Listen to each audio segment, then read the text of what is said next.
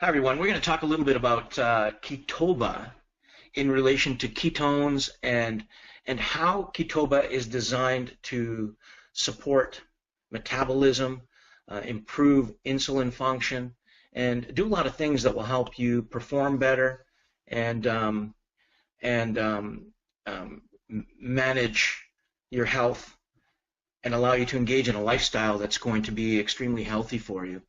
So, what is KetoBoost? There's a lot of questions out there as to what this is. This is a newcomer to the ketone space, and it's not a newcomer to our research. This has been ongoing work for approximately 7 years, on and off, and I decided to move towards focusing on the research and bringing it to a close over the last 2 years, simply because of market trends, really. But realizing that the preliminary research was pointing in a direction that was supportive of health and helping treat people that had conditions that were in some cases untreatable. So what is KetoBoost? We know about raspberry ketones. If we look to this chart, we see raspberry ketones have been around for a while. Very different molecule from the biological ketone that we are speaking about today in the context of KetoBoost. So raspberry ketones are typically a flavoring and aroma agent that's often used in products to improve flavor and aroma. So there's a lot of research that has indicated that raspberry ketones might be supportive of weight loss, but the clinical evidence is really not that supportive. So it's kind of controversial. And when we move to the biological ketones, which typically are delivered in the form of ketone bodies called beta-hydroxybutyrate is one of them. And beta-hydroxybutyrate will be converted in the body into acetoacetate and then acetone. But typically the most common orally consumed or exogenous source of these ketones or ketone bodies is the beta-hydroxybutyrate, BHB.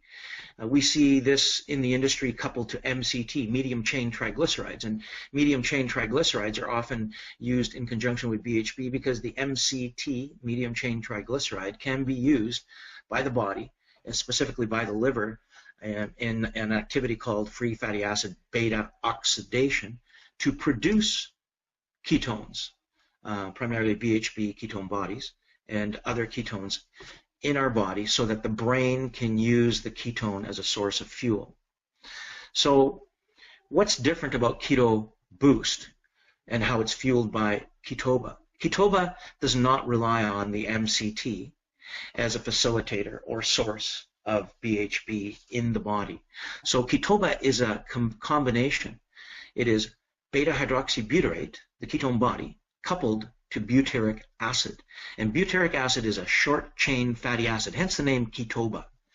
And this butyric acid is also a precursor for BHB. The butyric acid also acts as an activator in the body so that your liver is activated to produce BHB from fats. So it turns on what's called beta oxidation. The cool thing about butyric acid is that it also turns on these beta oxidative or beta oxidation activity in other cells of the body, including enzymes that exist as systemic enzymes that are literally flourishing and floating throughout the body. So the adipose cells of your body, the fat mass, will have such systems in place that butyric acid will activate. Now, butyric acid is normally produced by the probiotic culture of your gut, so the bacteria in your intestinal tract. And so if you are short of fiber and the microbiota is not healthy in the gut, then the butyric acid production is short. So what we have found in our research is that butyric acid, when consumed orally as a supplement, can actually serve as a very potent anti-inflammatory for the mucosal membranes of the gut and a facilitator for beta-hydroxybutyrate, so that when we supply KetoBoost, we are actually supplying the ketone body in the exogenous supplement, but we're supplying a key or an ignition switch that pushes the body to produce ketones endogenously, internally. So we're not requiring as much of the BHB in an exogenous source, which then helps protect the gastrointestinal tract from gastrointestinal distress, which is quite common with BHB and MCT. So let's look down the chart and see what this all means. Do raspberry ketones promote ketosis? No. Does the MCT-BHB combination promote ketosis? Yes, and so does KetoBoost. There are many brands that supply different forms of these ketones and ketogenic inducers. We can see them. There's a lot of raspberry ketones in the marketplace, and they're relatively inexpensive simply because we're not talking about the same molecule. To extract and produce the ketones from raspberry, the raspberry ketones, is a completely different process and a completely different cost factor. You can probably buy that product for $20, $25 in the marketplace in some places, but it's not going to do anywhere near what KetoBoost can do and what KetoBoost can do. I can tell you, I just had a workout this morning about an hour ago, and I used the KetoBoost, the Hyten KetoBoost, as my pre-workout. There is nothing in the marketplace that stimulates that energy and keeps you going through the workout like that product. So the recommended minimum effective dose to raise serum ketone levels, typically we're looking at extremely high levels when it comes to the typical ketone on its own, BHB, or the BHB with MCT. KetoBoost, the recommended dose is significantly lower. We can get great results between 2 and 4 grams. And in fact, if someone is extremely serious about getting a significantly raised serum ketone level or serum ketone body level, which would be the BHB, we can look at anywhere from a 4 to 5 gram dose, but 2 grams is sufficient for the average person. I used the KetoBoost this morning. Again, that has an excess of 2 grams, and the effect is significant. In fact, I wouldn't want more than that because the energy level rises up so high that you're revving. So what does the ketone product and a KetoBoost-driven product do metabolically? So basically what we're trying to accomplish with ketones is to serve our cells with a secondary energy source. Typically our cells will use glucose as a primary energy source to produce ATP. ATP is the global energy source for our cells. And so we are trying to supply the body with an alternative source that will produce more ATP per carbon, more ATP per unit of carbon through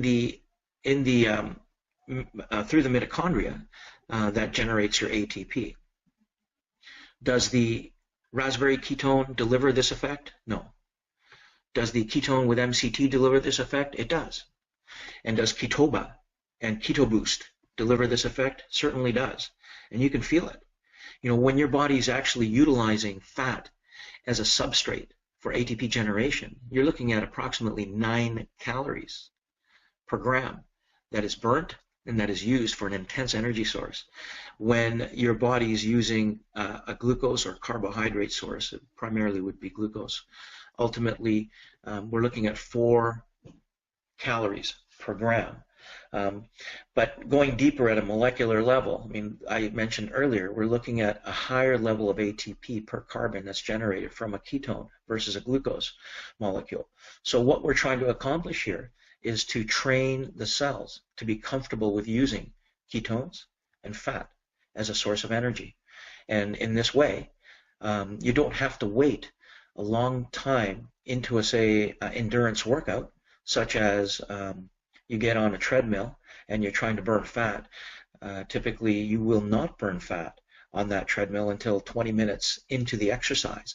It will take approximately 20 minutes before your body will burn off the glycogen locally in your muscle cells before it starts to use fat as a source of energy.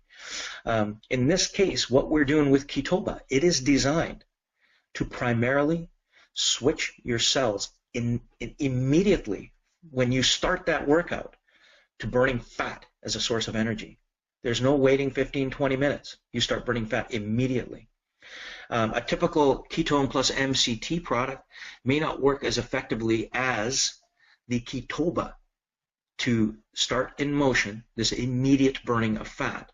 KetoBoost is designed primarily with a green tea extract as well that facilitates the activity, and it is a patent pending system. Our research continues to generate more data. I just finished looking at a concentration curve, for example, that speaks to endogenous antioxidants. KetoBoost irrefutably in this research increases glutathione levels inside your cells, increases catalase and superoxide dismutase. What does that mean? These are antioxidants that protect your DNA, that protect your cells from environmental toxins, but also from physical activity. You engage in physical activity, you produce byproducts, free radicals, that tend to degrade your body if they're not neutralized. And so part of how KetoBoost works is, and our research is irrefutable, we'll be seeing this published shortly, that they raise endogenous or internal glutathione levels, internal superoxide dismutase levels, and internal catalase levels. And these are protective features for your cells over and above just for protection from the physical work. There are a lot of diseases that cause general oxidative activity that cause your cells to degrade.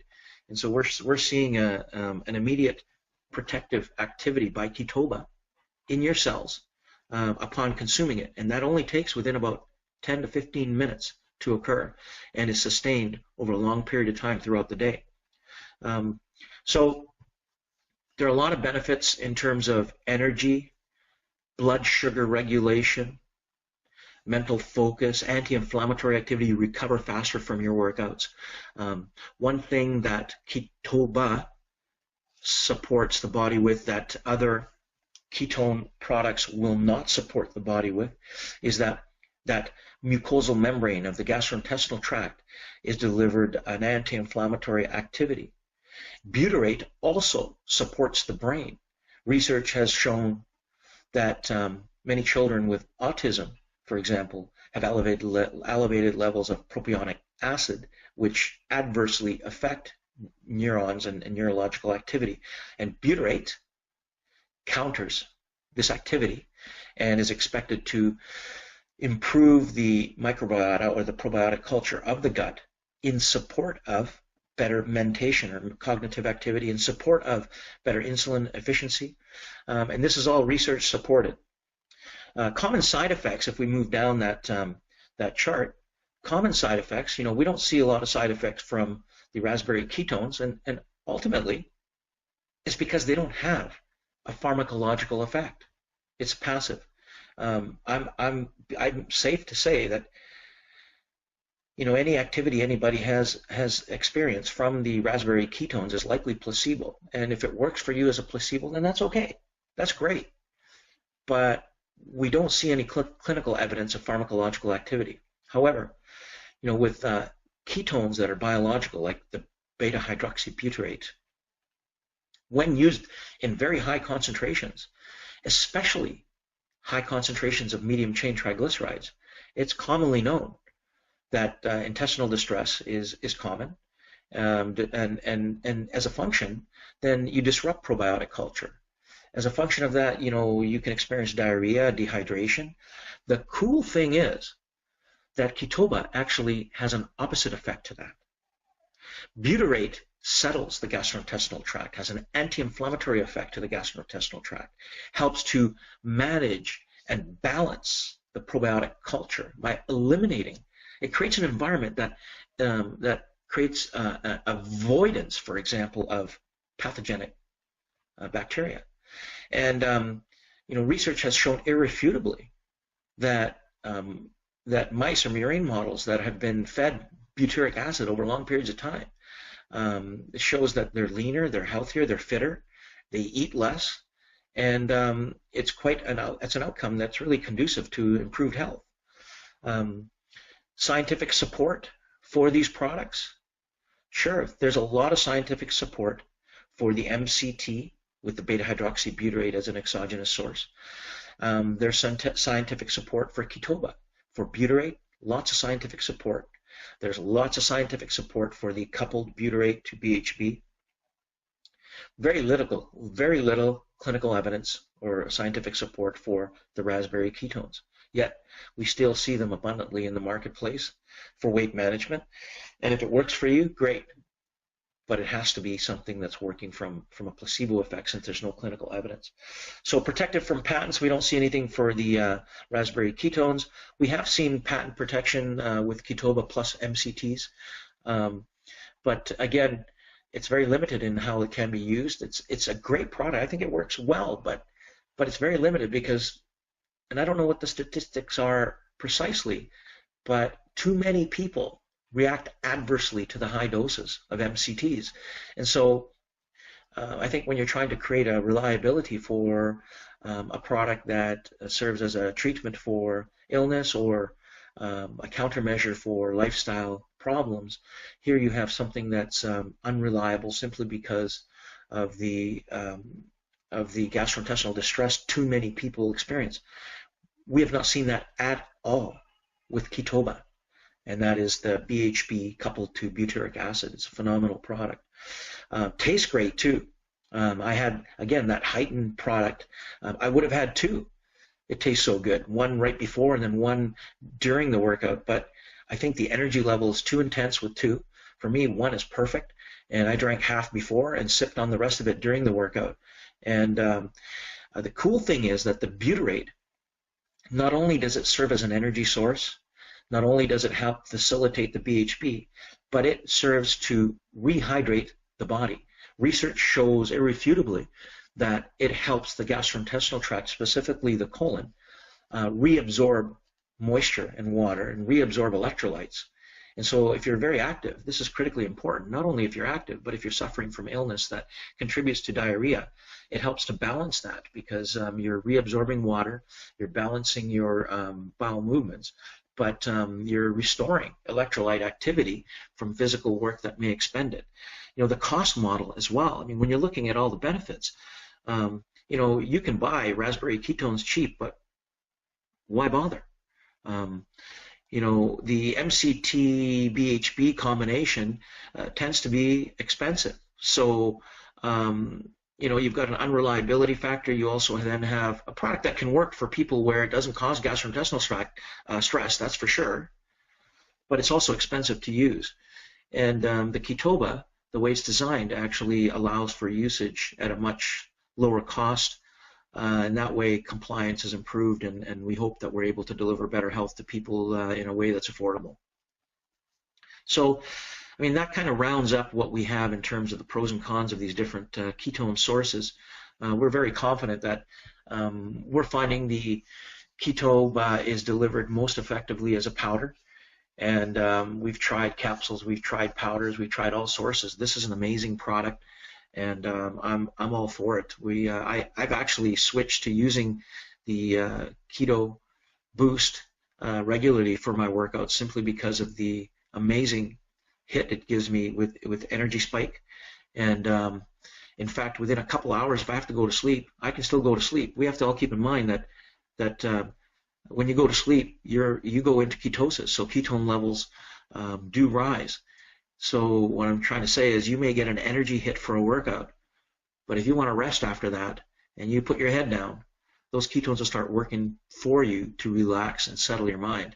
So it's a perfect system.